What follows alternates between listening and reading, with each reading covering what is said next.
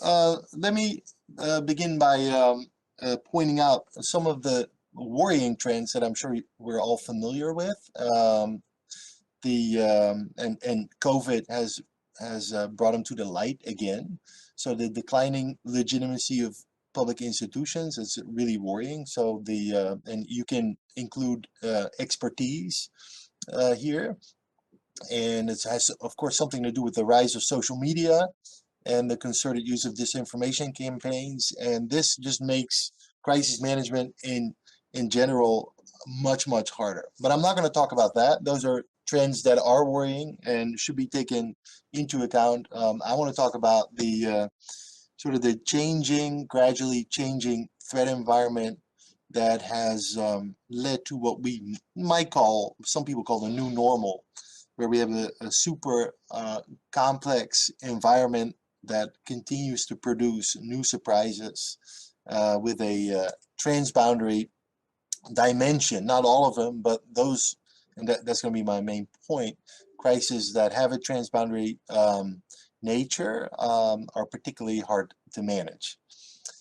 So here are a few examples of types, the ones that we've witnessed in recent years, and one that we're obviously living through right now, and I'm sure they all look familiar. These are examples of transboundary crisis. So let's talk about the characteristics. So what makes them different? And I'm going to start by just offering the normal definition that most of us crisis researchers in one way or another would agree on, that a crisis has something to do with a threat to something we value. Could be, the availability of food, something we value, that requires urgent decisions. So we have to make decisions, and we have to make them now. And to make it really hard is that we don't have the information that we would like to have to make those decisions. So this is the normal definition of a crisis, and that's what Christopher just talked about, how to deal with that in the various phases of that. Now, the transboundary crisis has some characteristics that's going to make it even more difficult to deal with crisis. So let me name a few.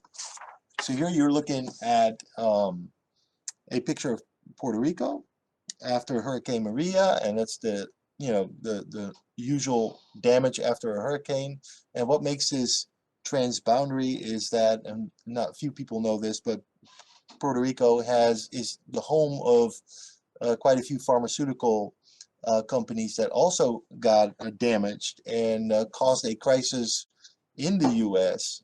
because certain medications were no longer available in the cancer wards. So it created a transboundary crisis, emanating in one domain and then traveling to another domain. So that's our first characteristic. The second characteristic is that these are typically time.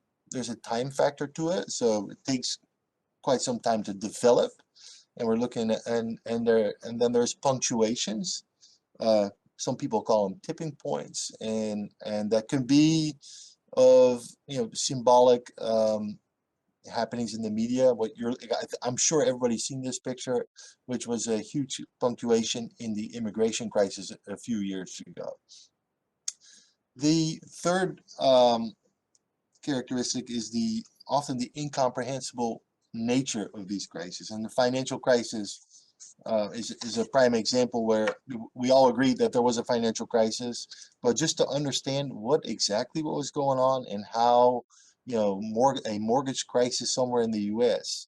could metastasize across the world to cause all sorts of financial crises, even undermining the legitimacy of the euro, and some people would say the EU.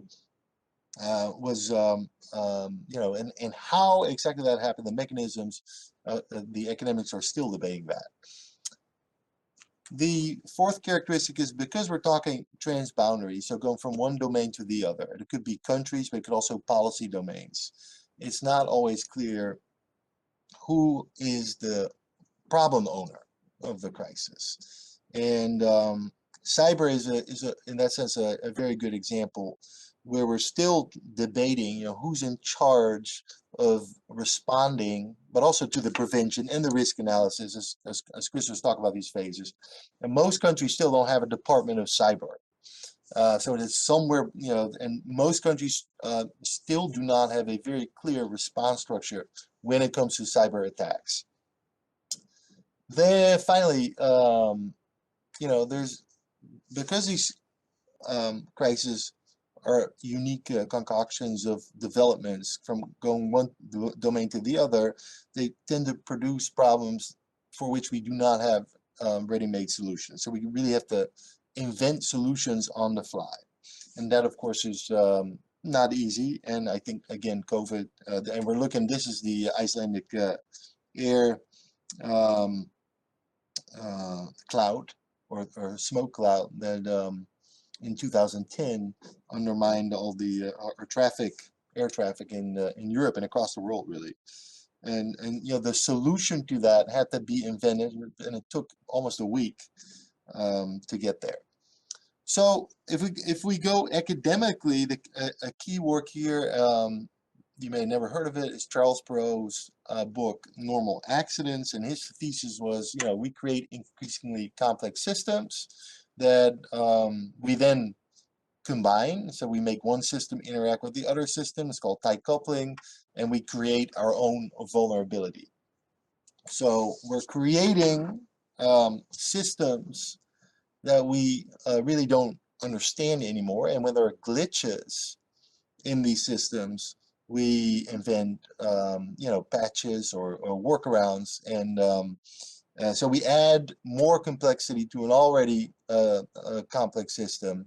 So in effect, we're creating the feeding ground for our own crisis. That is, in a nutshell. I mean, I'm doing this really quickly.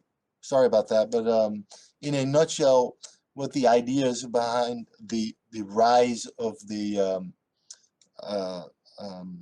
transboundary crisis. And here you see, this is a picture of 2001, when after 9/11 it became popular to sort of map the vulnerabilities in critical infrastructures, interdependencies, and that was 20 years ago. So we can only guess how much more complex this has become. We have some accelerators that we're continuously debating, and we already heard about it today, people mentioning, and these are just developments that challenge complex systems and that also create a constant need to upgrade those systems, in effect making them more complex. So what does that all mean? And again, I apologize for cramming this whole idea of the risk society and transboundary crisis in 4 minutes, but I really want to focus on the takeaway of this. The idea being that to manage a crisis is hard enough. So just to prepare for and deal with a crisis situation is not easy and requires a lot of attention. The transboundary dimension makes it harder.